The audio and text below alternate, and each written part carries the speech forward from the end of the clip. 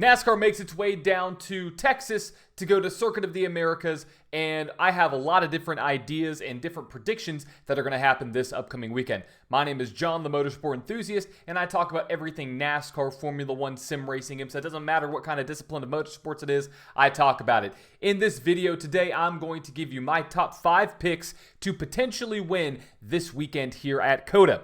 So, what do we have going on this weekend at COTA? Well, we have a lot of drivers that have not been in the series before that are going to be participating in the race. Example A, you have Jordan Taylor going to race in the number 9 machine for Chase Elliott. That's going to be a very exciting car to watch this weekend. You also have Jenson Button. Yes, Formula One driver Jenson Button making his Cup Series debut this weekend. We also have Jimmy Johnson, of course, 7-time NASCAR champion, racing at Circuit of the Americas. Not sure exactly what he's going to do, but he's going to be in the field as well. So, looking at what we saw last year at COTA, we had an amazing last lap finish where you saw Ross Chastain boot Allmendinger and Bowman just clearly out of the way to win the race. So let's take a look and see exactly how that race transpired from a top 10 perspective, a top 5 perspective, who led the most laps, who got the most overall points, and where my picks lie for this weekend's race. So, my last year, top 5, this is where it stood when it came to who finished in the top 5. You have Ross Chastain obviously winning, Alex Bowman in 2nd, Christopher Bell in 3rd, Chase Elliott, who's not in the race this weekend, obviously, in 4th, and Tyler Reddick rounding out your top 5. So what does this mean? What does this tell me? Well, this tells me that Trackhouse is going to be good with Chastain being up there. I think Bowman can have a good day as well. Same thing with Christopher Bell. Now, with Chase Elliott out of this, I'm going to kind of remove him and move Blaney up into the top 5 spot because he did finish in 6th. He did have the pole last year as well, so I'm going to pay attention to him. But the rest of the top 10 is where it stood last year. Blaney technically in 6th, Truex in 7th, Cindric in 8th, Eric Jones in 9th, and Austin Dillon rounding out the top 10. So, with this being said, I want to take a look to see which drivers in the top 5 and the top 10 had the most laps led. And by far, that was Ross Chastain. Ross Chastain led 31 laps. Let me double check my information on that. That is correct. He led 31 laps last year at COTA, which tells me he's going to have a strong car. Yes, he booted Bowman out of the way. Yes, he booted Allmendinger out of the way. But either way, he was up there in the front, and he started 16th.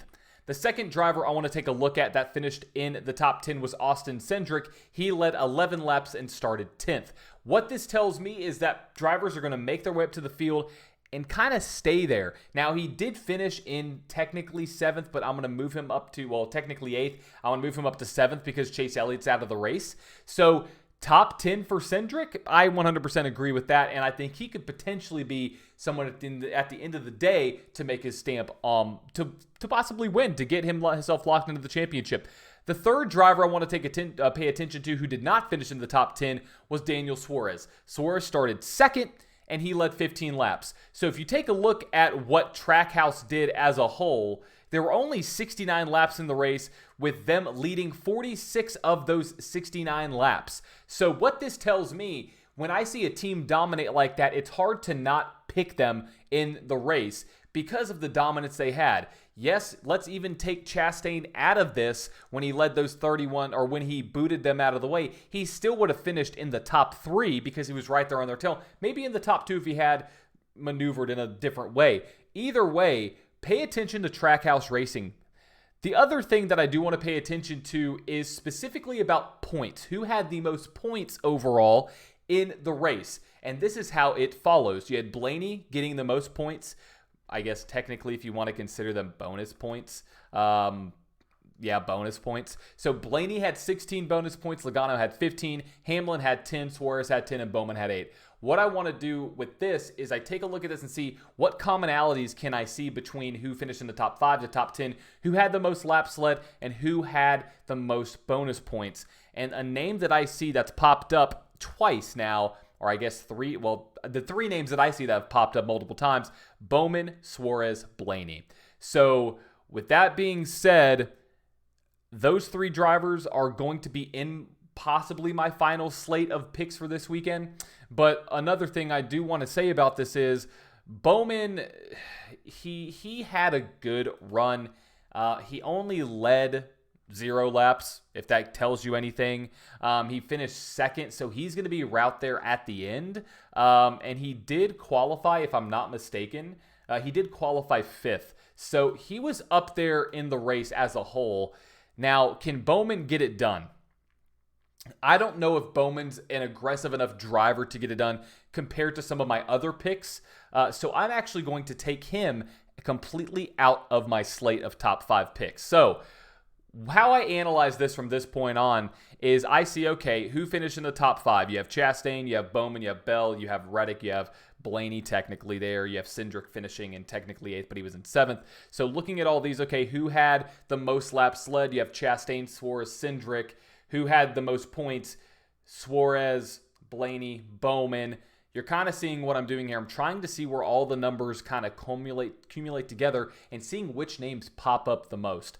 The one that is popping up the most, in my opinion, is, well, not in my opinion, by purely statistics, he won the race, he had the most laps led, and he's going to be one of my top picks this weekend. It's going to be Ross Chastain. Why Ross Chastain? Well, he's a little bit on the hot seat because he's had strong races this year. He's been up there battling at the front, but he hasn't been able to get it done. So my first pick is going to be Ross Chastain. I'm going to move this a little bit further back. So my second pick of the weekend, he finished not in the top 10. He didn't even finish in the top 10. I'll tell you actually where he finished last year. He finished all the way in 24th. He had 10 bonus points. He led 15 laps. And it's Chastain's teammate, Daniel Suarez. Why do I pick Daniel Suarez? Well, take a look. He won at Sonoma last year. Their road course program is obviously strong. So why not put something on Daniel Suarez to finish in the top 5 or the top 10 or maybe the top 3? You know, he led 15 laps. He started second. He's going to be a good pick for this weekend. So put Daniel Suarez in my slate. The third driver that I'm going to bet on that I think could have a really good weekend, I bet on him, or I put him in my top picks before, is Ryan Blaney. Now, Ryan Blaney, you've broken my heart this season. You've come very close in some races, especially at Phoenix. Very, very close. But I'm going to move him up there because he had the most bonus points. He did finish technically 6th, but I'm going to move him up into the top 5 because Elliott is not going to be racing this weekend. So with him starting there and also, or with him finishing technically in 6th, but I want to say 5th, and him also winning the pole, what this tells me is that they have the program. They have what they can do to finish up front. He just wasn't able to finish at the tail end of the race. So put Blaney up there. My next pick, he finished 8th in the race. Move him up to 7th because of Elliott. He did lead 11 laps. He started 10th. And that pick is going to be the number 2 of Austin Cindric.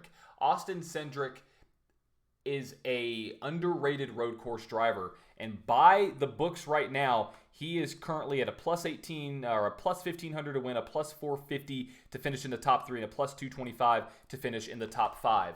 So what I am looking at within Cindric is specifically, okay, he can move himself up through the field. That's why I like Chastain as well. They've been able to start in, the middle of the pack, or towards the front middle of the pack, and then make their way up to the front. They've been able to lead laps, and they've been able to finish races. So put Cindric up there. Now, my last pick is a little bit of a wild card pick, even though the odds are very much in his favor. He's going to be full-time this season. He arguably should have won last year's race. He started, if I'm not mistaken, let me go back. He started in 20th, so he made his way up all the way through the field. He did lead 2 laps, and that driver is AJ Allmendinger. AJ Allmendinger, I think, is going to be one of my underrated picks of the week, simply because of the fact that I think the odds should be, I think he should be a little bit more towards the front. Now, right now, there's Larson, Chastain, Busch, Reddick, Byron, and Allmendinger in front. Or my bad, there's Larson, Chastain, Busch, Reddick, and Byron in front of Allmendinger. And Allmendinger currently is a plus 1,200 to win, a plus 350 to finish in the top 3, and a plus 180 to finish in the top 5. I think this is a lot of value for a driver who is historically good at road courses. And with him getting a full-time gig in that car, why not? Why not put AJ Allmendinger? He should have arguably won the last race at COTA if he didn't get booted by Ross Chastain. So, my top picks for this weekend, as it stands, you have Ross Chastain, Daniel Suarez, Austin Cindric, AJ Allmendinger, and last but not least, Ryan Blaney. So, stay tuned for my top bets. They're going to be launching tomorrow, Friday. That would be March 24th. I will be launching my top bets on the weekend, whether they are a win bet, a top 5 bet, a top 10 bet, a top 3 bet. Who knows what it's going to be? I have my eyes on a couple top 5s that I may put a little bit of money on, but stay tuned for that. But that concludes my top picks for this weekend's NASCAR Cup Series race at Circuit of the Americas in Texas. As always, thank you for watching. And also make sure to like and subscribe to the video. YouTube really likes that a lot. And if you stay to the end, I want to say thank you so much. And as always, see you at the checkered flag.